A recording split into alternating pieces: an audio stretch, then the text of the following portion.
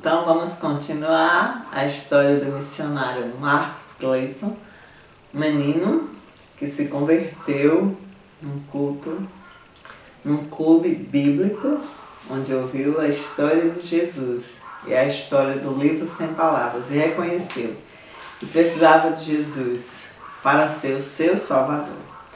E na igreja ele recebeu um desafio de participar de uma obra missionária, fazendo uma oferta de fé para a compra de um banco.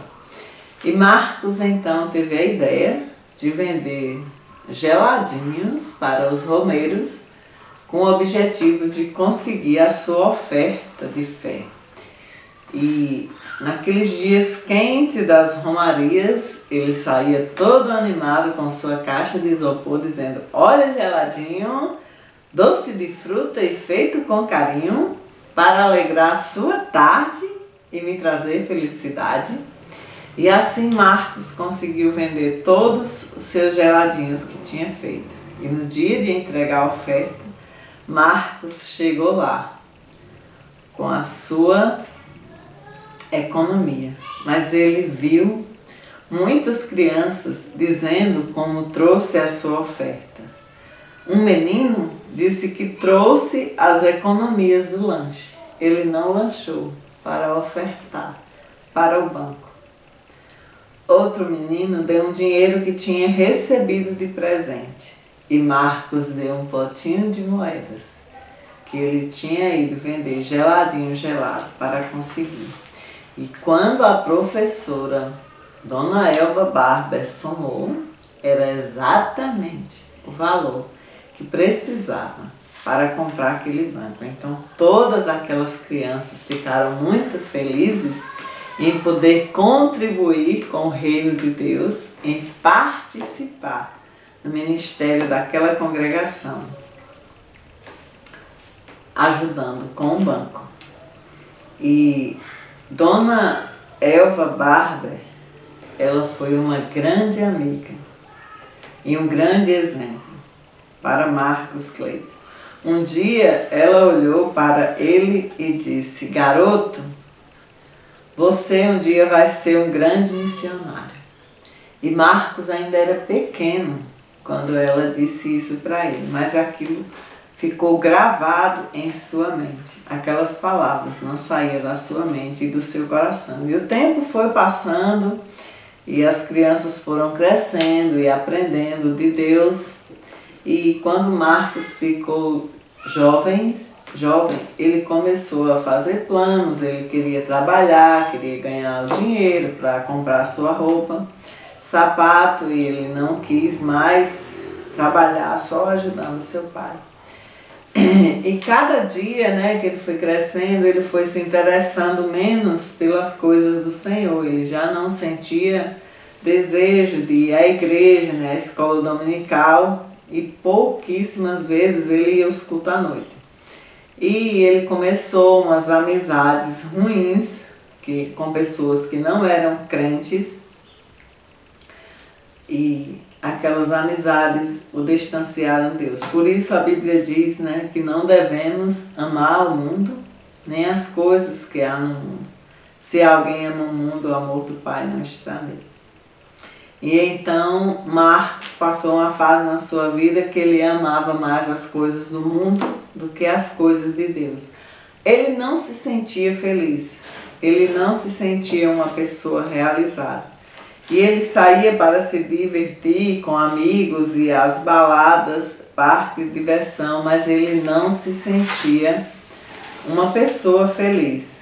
Algo entristecia sua alma. Muitos dos seus amigos crentes tentaram ajudá-lo, seus pais também falavam de Deus e do que ele deveria se voltar para o Senhor, mas ele estava altamente influenciado pelo mundo. E assim ele ficou afastado de Deus por um bom tempo, mas Deus nunca se afastou dele, Cuidava sempre dele, protegia, até que um dia o Marcos conheceu uma jovem muito bonita chamada Luciene, E os dois começaram a conversar e há pouco tempo, né, conversando, eles descobriram que estavam apaixonados e então eles começaram a namorar e Marcos pensou, então agora eu vou ser feliz. Ela era uma jovem simples, de muita alegria, mas ela não era crente. E logo então eles decidiram se casar e o casamento foi algo simples, mas Marcos ele passou a trabalhar muito para sustentar a sua esposa, né, pois logo também ele seria pai. O seu coração ele sentia que faltava algo. Quando ele deitava para dormir, ele lembrava do tempo de criança, né, aquela palavra que ele ouviu da missionária: garoto, um dia você vai ser um missionário, né?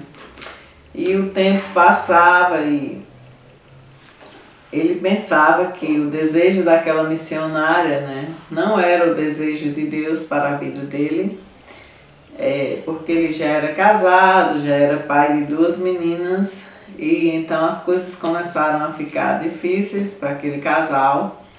Ele não conseguia um trabalho na região e aquela preocupação com a família, né, deixava ele inquieto, inquietava demais a sua alma.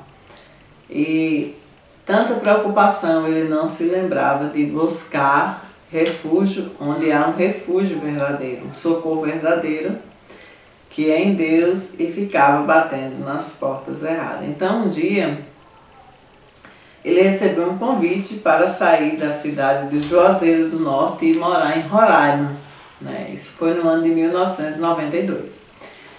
Quando ele chegou em Roraima, eles decidiram, Marcos e sua família, ir para a igreja, né? Voltar à casa do Senhor. E um dia, né, eles foram à igreja e lá sua esposa aceitou a Cristo como Salvador. Então foi um dia muito feliz para ele e para a sua família, né?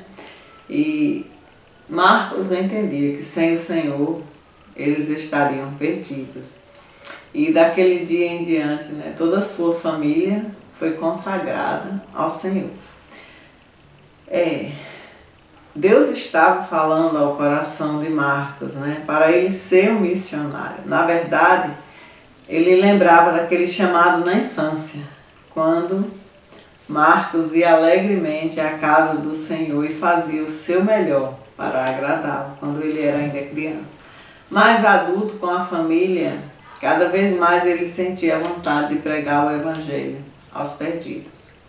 Com esforço, ele fez um grande esforço e ele foi estudar no seminário bíblico, né? E depois de 3 anos, ele assumiu o primeiro trabalho como pastor, depois de 3 anos fazendo aquele seminário bíblico.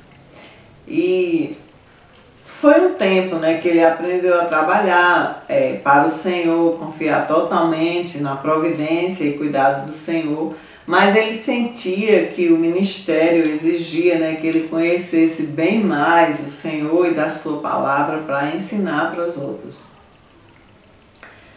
Porque a única maneira de conhecermos verdadeiramente a Deus é aprendendo mais da sua palavra. Então, ele entendia que para ser pastor ele precisava de uma boa preparação.